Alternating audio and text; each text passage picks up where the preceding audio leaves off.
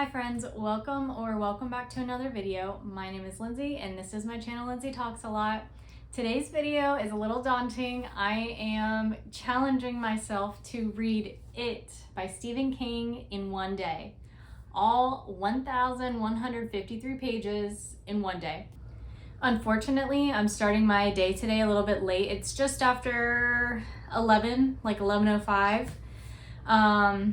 I meant to start this several hours earlier, but I had some unexpected adulting things come up that I just had to take care of. But here we are, late, but still here.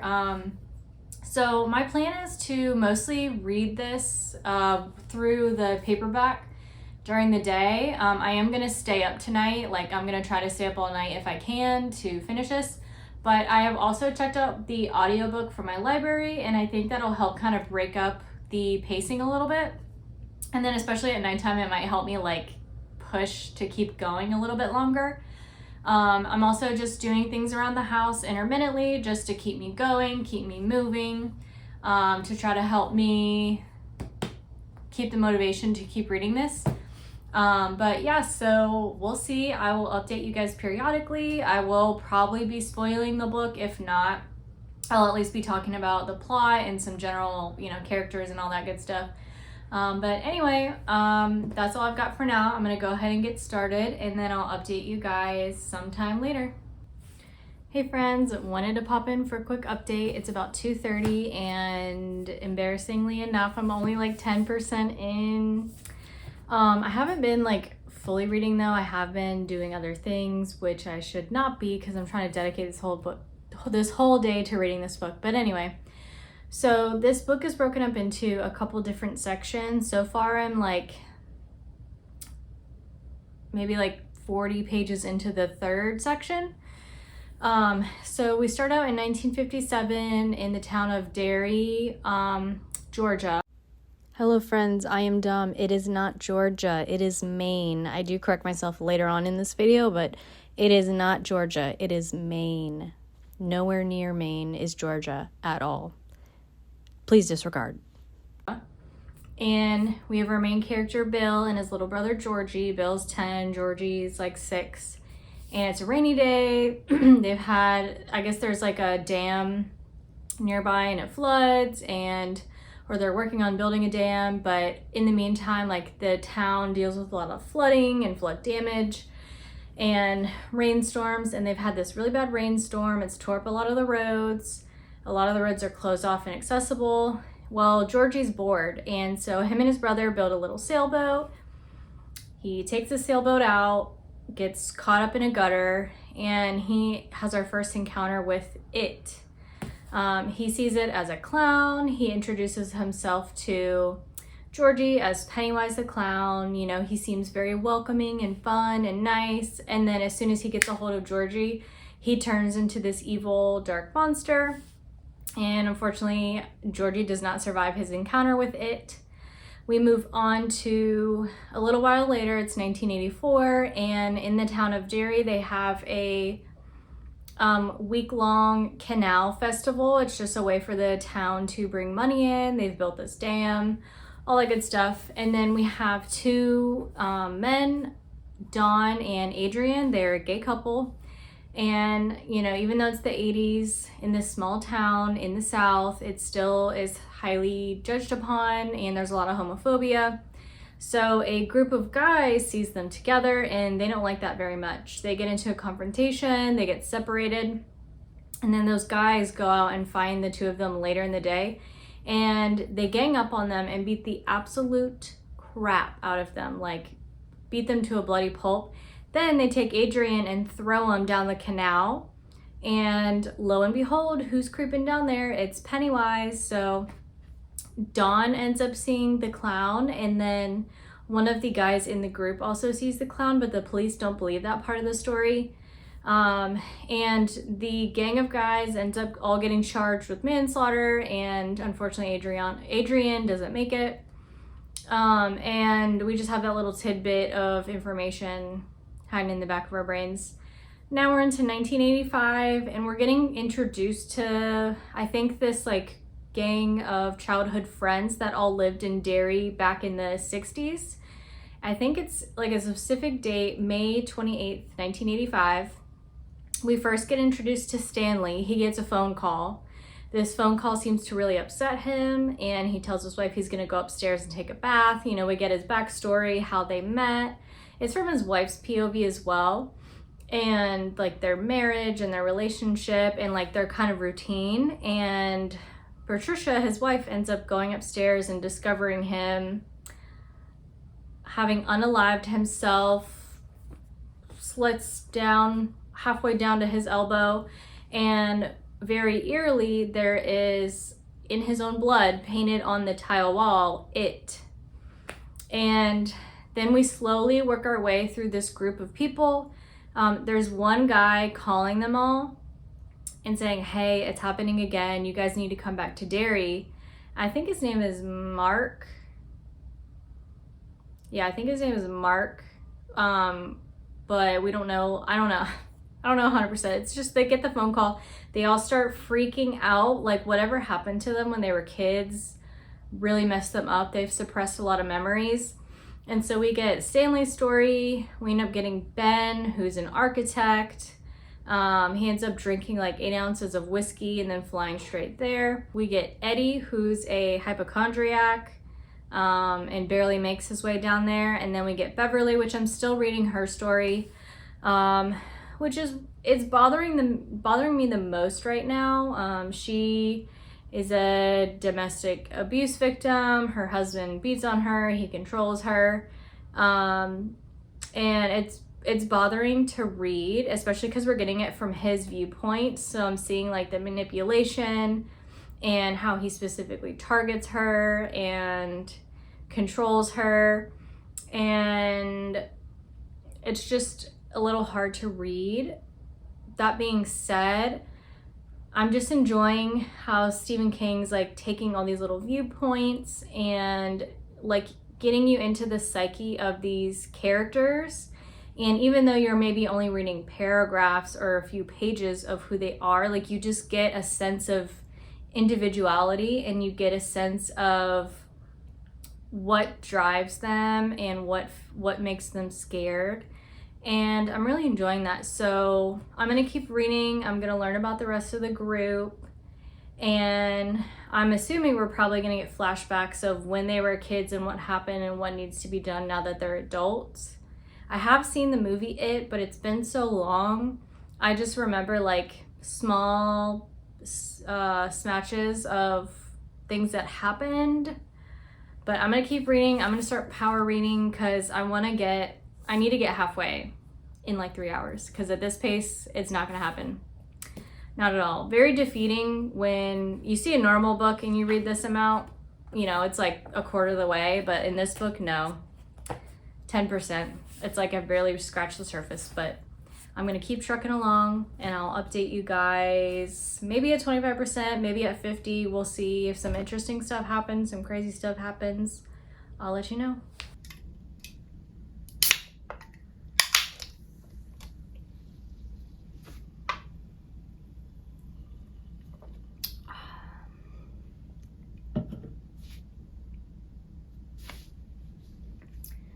So it's just after 6 o'clock. I've gotten about 100 pages more, which is way below where I was hoping to be right now, but it's okay because I'm still treading forward.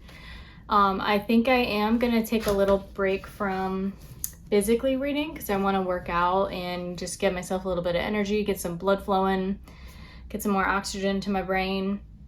And I'll probably pick up on the audio while I'm working out just so I can keep up the pace. So last time we spoke, we were getting introduced to some of the characters that grew up in Derry, which is in Maine, by the way. It's not in Georgia. In the very beginning of the book, they mention Augusta. So that's a city in Georgia, but apparently Augusta is the capital of Maine. So yeah, my bad on there. My geography is not that good. Anyway, so we have started to learn a little bit more about Mike, who has lived in Derry. He grew up there. He has stayed there his whole life. All of this big group of friends, it's 7 people total. 6 guys, 1 girl. They've all moved away at some point in their teenage or adult years, except for Mike, and he's the town's librarian, and his section of the book really focuses on like learning the history of Derry and knowing that something is wrong and trying to figure out what it is.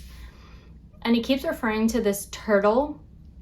I don't know if it's like an inner voice or some kind of spiritual figure that kind of guides him in a way.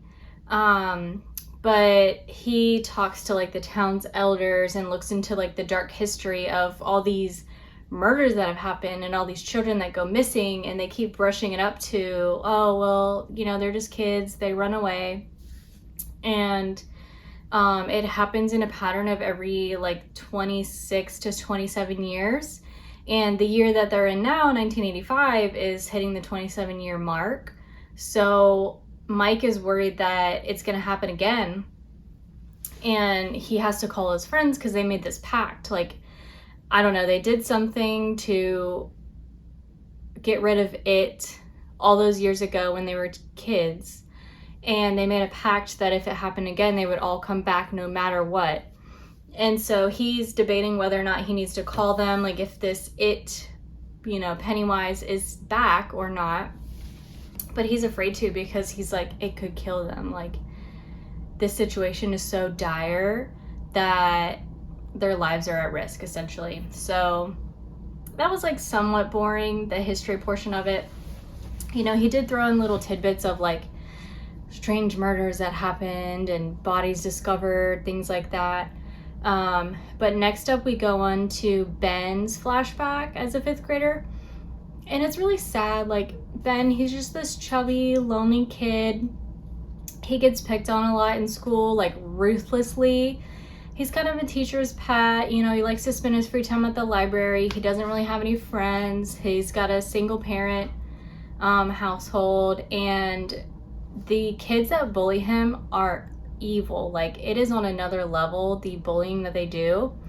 And we've just gotten to a point in his story where I think he's going to meet the other kids that he forms this friend group with for the first time, after he's just been brutally like bullied and physically assaulted by these other boys in his grade. So I enjoyed that portion. You know, I feel for Ben. He's just a sweet, you know, intelligent, shy kid. So I will keep reading. Like I said, I'm probably going to listen to the audio for a little bit. Depending on how far I get, I may update you, but I think my next big jump point is going to be at the 500-page mark. So we're getting there. When I open the book and read it, you know, I'm just kind of looking like this. It seems like I've gotten far, but then I actually look at it and I realize I have not. But anyway, still enjoying it.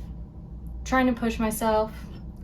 Gonna drink this energy drink, get some blood pumping, and I'll talk to you guys later.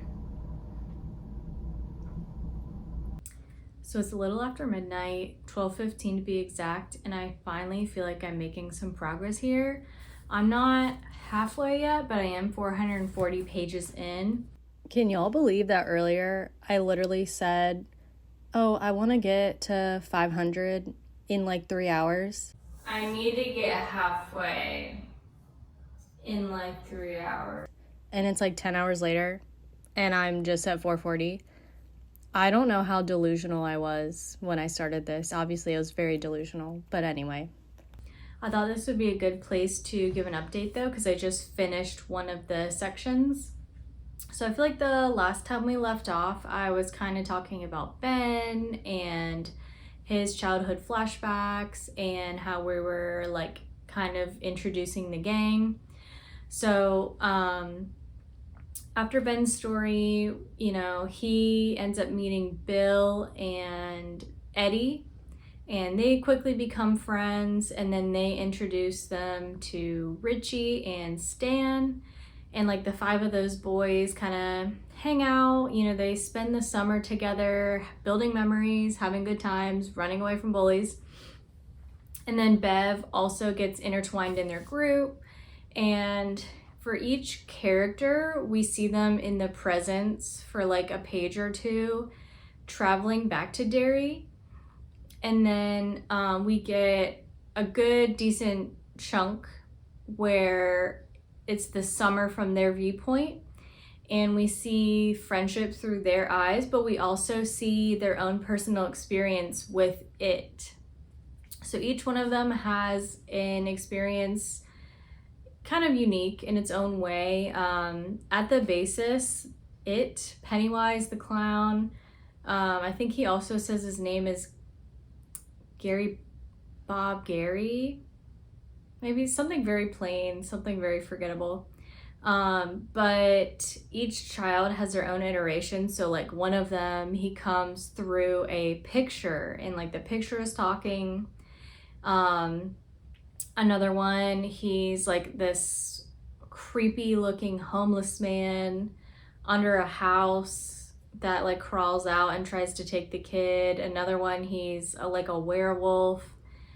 There's all these different iterations of him, and they're all really creepy. Like the descriptions are just really creepy, and it's very unsettling. But there's also like humor mixed in between, you know, like they're just kids and they're having fun and they make each other laugh, and it makes me laugh too, actually. Like these little interludes are kind of funny. The only thing I don't like is, well, I don't like Richie. I find him to be super annoying. Like he's an impersonator, you know, he thinks he's super funny, but he's a lot of personas that are racist for no apparent reason. Like there's no comedic relief to him like mocking other people essentially. And then with Ben, he's chubby, and there seems to be a focus on like his belly jiggling and the fact that he has boobs and like all these things that don't add to the plot. They're just like, it's just like picking on him basically, and it's just weird. Like I don't feel like it adds anything to the story. But other than that, I really enjoyed this section. I did listen to the audiobook for like an hour, maybe to an hour and a half. I had worked out, and then I just wanted to move around a little bit, do a couple things around the house. I finished up some laundry, folded some clothes, you know, washed some dishes, just to give a little bit of a break. And then I've just been reading since then. I'd say since about like 8:30 or so. Will I be able to get through another 600 pages in one go? I don't know. You know, Stephen King's writing is not light. It's well done, but it's not something I can just quickly breeze through. You know, like 1,000 pages, you can't breeze through that anyway, but just with the depth and complexity of his writing, it takes a little bit more to absorb. So yeah, it's been enjoyable. I think I am going to switch to the audio for a little bit though, just because I'm starting to feel like I'm getting tired. Thoughts aren't processing quite well. Also, Mike, who is a part of this group, who I talked about earlier, being the librarian, we also get his viewpoint, but it's isolated from the rest. Like we see him and his summer and like his relationship with his family and the exploring he does, and he also has his own experience with it, though I don't know if he realizes what it really was at the time. And he has not yet connected with all the others, so I'm kind of waiting to see in this next section if maybe that will happen.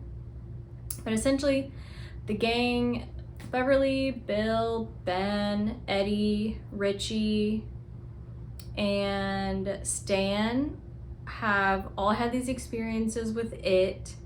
They're super scared, but they're also like, you know, we got to do something about this because he just keeps taking kids and he's threatening us and our lives are in danger. They're way braver than me, so we'll see. We're about to get, I think the next section, Derry, the second interlude, focuses on them as adults, but I don't know, I could be wrong. Maybe we'll finally get like the battle between them and it, and then we'll get them as adults. But I will update you guys, and yeah, I'll see you in a little bit.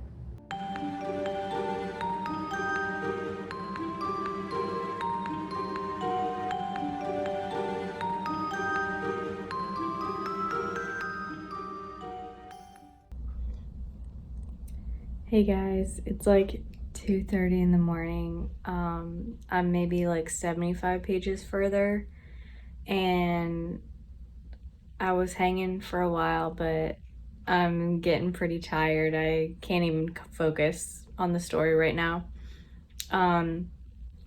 But the gang is all back together. They're reminiscing, they're catching up.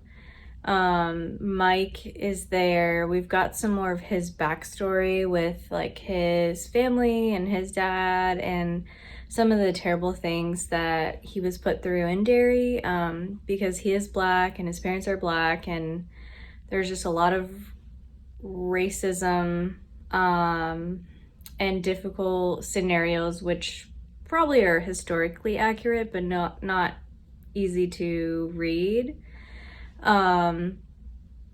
And so we learn about him, we learn about his dad, some of the things he went through, and now everyone's together. We still don't know, like, it said somewhere like they met in July of that summer, but we don't know the details. But they're all back together. They're talking about like all these children disappearing again and these children showing up murdered, and they're all like, these repressed memories are all starting to like slowly trickle back in, and it's almost like they're regressing back into the kids that they were, even though they're all adults now. So it's interesting. I am curious to find out like what they did to take care of it and what they're gonna do now, but that will have to be a discovery for the morning. So good night. So it's the next day. Obviously, I did not finish it last night, but I feel like I made pretty good progress. It's almost 1 o'clock in the afternoon on the next day, and I've taken a little bit of a break. I just wanted to get some things done, watch a couple YouTube videos, just work on a little bit of meal prep. But I'm actually gonna start decorating for Halloween today. I love Halloween, it's my favorite holiday. I've got a billion decorations, so I thought, why not listen to a scary story while I decorate? I will probably record a little bit of me decorating and show you guys some of my cooler decorations. But I'm gonna probably try to get through this section through audio and then finish the last section via reading. And then give you guys a final update. But yeah, let's get into it.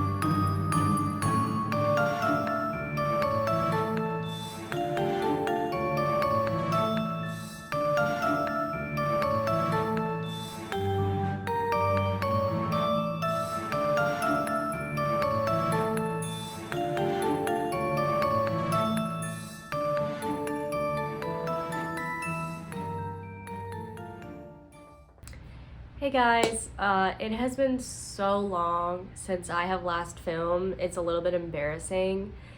So it's December. I started reading it in October, and it was my plan to have it out by Halloween. Obviously that didn't happen. So I had stayed up late all night reading. I got maybe like 500 pages in. I started listening to the audiobook, and then I ended up getting sick. And I was sick for like over 2 weeks. I really didn't feel like filming.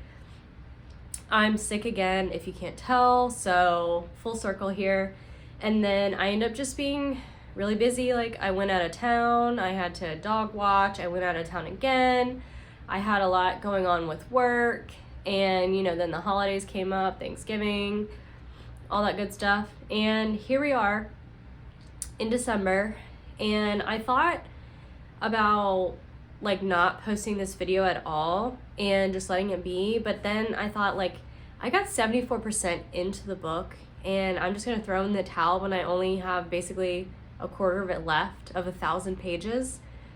So I had tried several times, because I was renting the audiobook from my library. I had tried several times to rent it and then give myself time to listen to it, but I just never had enough time to really dedicate to like finish the rest of it. So here we are. I have some time now. I am finally into the last fifth of the book. I guess it's last 20%. But I don't have the audiobook. I still have it on hold, so I think I'm just gonna finish with reading it physically. So this is how much I have left, this tiny, tiny little piece. And believe it or not, I don't even think I've updated you guys since part 2, which is crazy, because I was looking back in my footage to see like when I last updated, so there's not a huge gap. And there's like 3 clips of me being like, oh yeah, like I did all this and did that, and I'm gonna start reading and I'll update you guys later. And I never do. And if I did, I must have deleted that video because it's nowhere to be found. So I'm gonna take a minute to dive in and let you guys know everything that has happened. Okay, sorry, I had to stop recording for a minute. But I made myself some lemon ginger tea, so I'll be sipping on that while we talk about part 3 and 4. So in part 3, it's 1985, everybody's grown up. We kind of get a glimpse into everyone's lives. Everyone has moved away from Derry except for Mike. Mike works in I don't know if he's like the librarian there, or if he works in the library. But part 2 ends with Mike, like, we talk about the history of Derry. He learns more about it, and he starts to suspect that it has come back after all this time. So in part 3, he calls everyone back to Derry because they made a promise to each other that, if this event ever occurred again, they would come back together to fight it again. So they meet back in Derry. None of them have really seen each other since they all grew up and moved out of town. Bill is a successful writer. Bev is a fashion designer. Richie is like a radio host or something. Stan was a successful businessman. Eddie is has like a limo company that he owns that's really successful.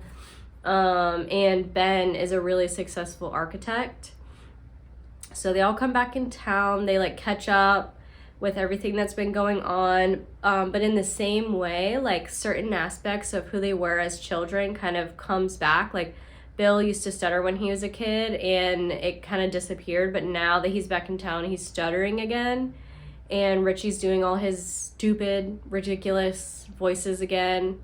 I don't know about the rest, but like, little things like that. So they start talking a little bit about their past. A lot of them can't remember certain things that happened that summer. And Mike knows a lot, but he doesn't want to tell everyone. He wants them to remember it on their own. Otherwise, it can be like an overload to them and they might not be able to handle it. So they meet up for lunch. They catch up a little bit. They decide to take some time on their own and kind of explore Derry again. They each go to different spots and each person has an encounter with it that is pretty terrifying. Like each one just gives me the chills except for Richie's. Like his was kind of dumb, but that's because he's dumb and I hate him. So I really did not care about him or his scary experience, but everyone else has really freaked me out.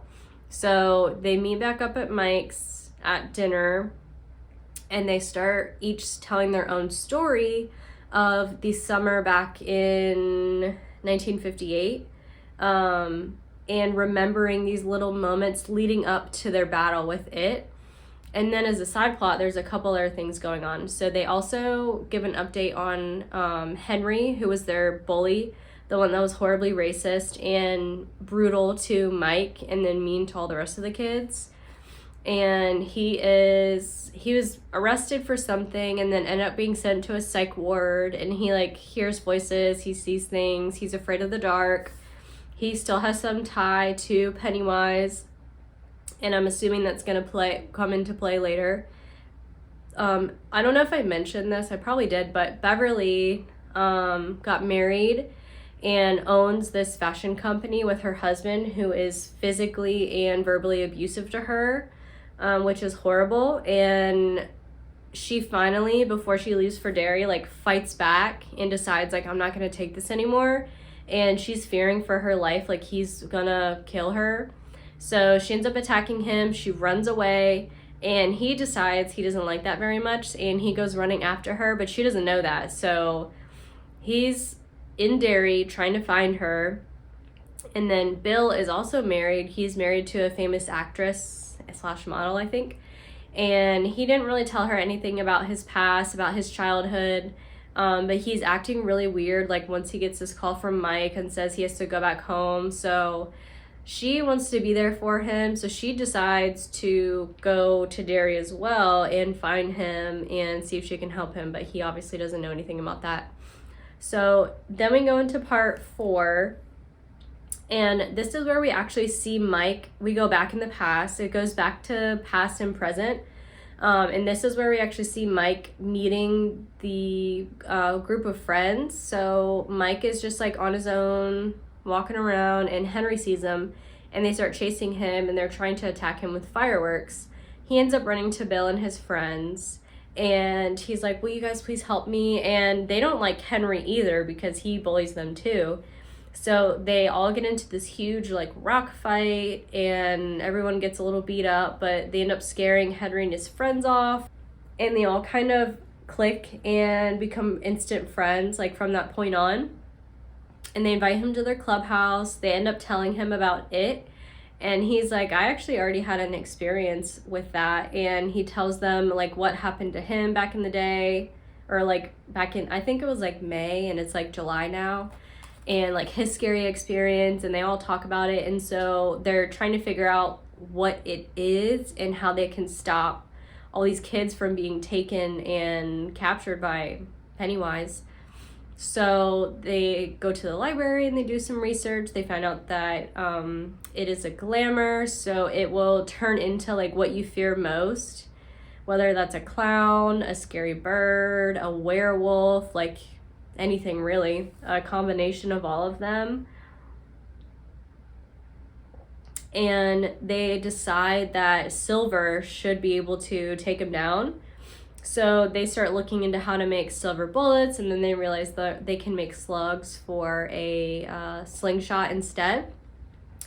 They end up practicing with the slingshot, and they find out that Beverly's a really good shot, so they decide that she's going to be the one to actually do the damage.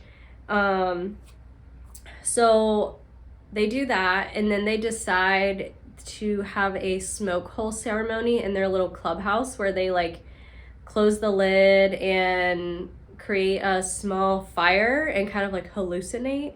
So Richie and Mike end up being like like all the other kids. After a little while, they're like, oh, I can't take it anymore. You know, they get out of the smoke hole.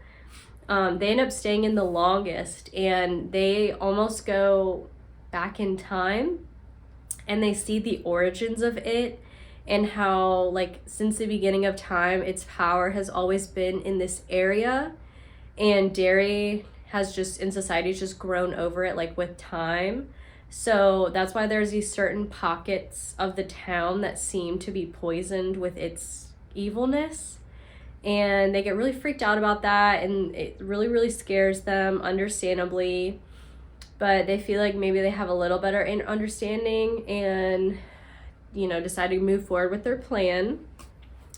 Then there are a couple like small side plots, like Eddie ends up getting his arm broken by Henry, and Beverly goes off to practice with the slingshot, and she ends up running into Henry and this other really crazy kid, Patrick, who is legitimately a psychopath. Like, he does horrible things with animals, just his thought process, and there's something like psychologically wrong with this child. And Beverly follows him out to the forest where he actually gets attacked by it and becomes another one of its victims. And of course Beverly's really freaked out about that, and they're like, okay, this is it, like no more. So they go on, they make the little slugs, they make 2 of them, and they go to this house, this abandoned house by the railroad tracks where they've run into it a couple other times. And they decide like it's time to take him down, and they go in the house and find it, and they fight with it, and they almost kill it, but it ends up running away before then, and like it attacks Ben. It really shakes them up. Like it's crazy. These kids have some cojones, because yeah, I could not ever, child or adult. And the last section kind of ends with them settling it away for a little while and figuring out like, okay, how do we really take it down for real? And that's where I've stopped right now. So I only have like, that was page like 985, and there's 1,135 pages left, so 150 pages or so, maybe, if I can do math. And yeah, I'll probably just update you guys when I finish, but if anything really crazy happens between now and then, I will let you know. So sorry for that really long update, but for some reason I haven't updated since the very beginning. So I'm making up for that now. So work on my tea, work on reading, and I'll talk to you guys later.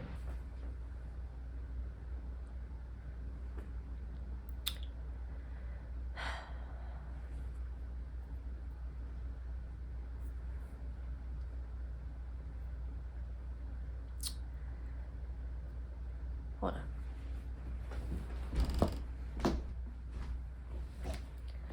Much better. So, I just finished it, and I'm a little unsettled. So, other than one small section, but significant section of the last like 250 pages that I just read, for some reason I thought it was like 150. No, I was so wrong. I had a long ways to go. It was amazing. Like, and while I was reading this last section, I was just thinking about how important childhood is to this story, and the magic of childhood and a child's imagination, and the memories and the intensity of your emotions, and how important your world seems like as a child, and how you grow up and you lose that sense of like wonder and imagination, and the importance that holds in this book. And then that scene came up, and I just don't even understand why. I hope to God they did not put that in the movie. But let's talk about it a little bit, and then we'll get there. So the last section of the book picks up like their last night in Derry, basically. So, you know, they all have their meeting. They go through all these memories with each other. Mike ends up staying late at the library, and the rest of the gang goes back to the hotel or the inn to rest and then deal with things in the morning. Well, remember how I said Henry Bower like ends up escaping the asylum? Well, he goes back into Derry. He finds Mike. They fight each other almost to the death, and then it is channeling Henry to do its bidding, essentially. So he targets Mike, and then he goes for the rest of the gang, and things just escalate from there. And so everyone except for Mike ends up going to the sewers where they remember they initially fought it. and they're like, okay, we need to finish it once and for all, and it's like 3 a.m. or something crazy. And so the last section of the book takes us to them slowly making their way into finding it and taking it over once and for all, while also simultaneously like living 27 years in the past of when they went down in the sewers and they did the exact same thing essentially previously, except they didn't finish it off completely. And it's kind of complicated, like the way he describes it and its powers and its vastness, and essentially, like, I'm oversimplifying it, but the power of their imagination and their belief helped to take down it. Like, they believed they could, so they did. You know, the same as like believing in Santa Claus or like believing there's a monster under your bed. Like, the power of imagination turning into reality, especially as a kid, you know, helped them fight their biggest fear. And I thought that was really interesting. And unfortunately, Richie is still alive by the end. Very sad. They do lose one member of the gang, willingly, you know, that person willingly sacrificing themselves. And like, there is some small like fallout between everyone, and like the ending is sad but also beautiful at the same time. Like, they're all, and like in the same token, like while they're fighting it, the town of Derry is falling apart. Like, it's almost as if the town was created and sustained by it, even though it's an evil force. So while they're defeating it, they're also destroying the town of Derry. But it's not necessarily a bad thing. And, you know, by the end, when they have defeated it, they kind of go their separate ways. They start to forget everything that happened, and they forget things about each other and their friendship. And I feel like that to some degree happens as an adult. Like, your friends when you're in elementary school, middle school, they might have been your best friends at one point in your life, but as you age and like as things change, you can forget them completely, which is really sad. And it's really profound, especially in a book like this where you spend so much time with them and how deeply you get to know them and how important they are to each other and the significance of everything they went through. And that was really special to me, because even though this is a horror novel, I feel like it's so much more than that. And it really did give in the horror aspects, but the inner thought and reflection that it also provided was just really profound to me. And they're things almost that you feel and you can't always articulate, and Stephen King does a really good job of doing that. But on the other hand, I don't know what's wrong with him. Like, there's something wrong with him in this book. Like, why? I almost want to rip out that little chapter of the book and just pretend like it doesn't even exist, because what the hell? So, back in 1957, 58, when they think that they've defeated it, they are trying to find their ways back out of the sewers. And like, Bill gets this feeling like, you know, things have changed for us all. We're not really going to be friends anymore. And they're lost in the sewers and they can't figure out like how to get out. And Beverly comes up with this idea for them all to be physically intimate with each other. They're 11-year-old kids, 11-year-olds. And somehow that will bond them and help them get out of the sewers. And it was just so uncomfortable to read and just so out there. And I was just like, why? I don't understand why. It didn't really garner any big significance. Like, it just, why couldn't they have all like kiss each other's cheeks or something? That was just, no, that was on another level. That was just almost like, yeah, it was wrong. It was not needed. It was not welcomed. I don't want to think about that again. I'm trying not to let that ruin my whole experience of this book. This book has been a journey for me, and I don't want to let that little section ruin it. I hope to God that's not in the movie. I have not seen any of the It movies, and I don't know if I will. I think I need a break from it after all this. Yeah, I think I need another sip. So, all in all, this has really been an experience. Thank you so much if you have stuck around and you've watched this till the end. I still am going to be reading Stephen King. I have liked everything I've read of his so far. I will be staying away from anything greater than 500 pages for probably the next 3 months. But that doesn't mean I'm not going to enjoy a good book. I'm probably going to read something a little more lighthearted to, you know, level things out. But thanks again. Give this video a like if you enjoyed it. Leave me a comment. Let me know if you've ever read it or if you've watched the movie and you know what scene I'm talking about. But I hope you have a great day, and I'll see you in the next one. Bye.